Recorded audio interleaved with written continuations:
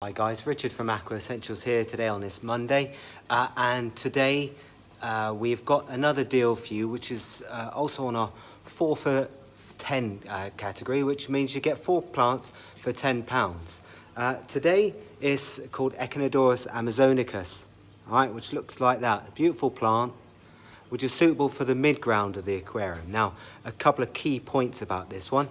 It's an easy to grow plant, which means it's for beginners. You can see easy at the top there. And it grows up to about 40 centimeters in medium light. So you definitely don't need pressurized CO2 for this plant to grow. You need anything but that. So it will grow faster with pressurized CO2, but definitely not needed. Typically, most of these leaves are quite long. You can see that there, you can see the veins on them as well, which makes them quite nice. They grow at a moderate pace.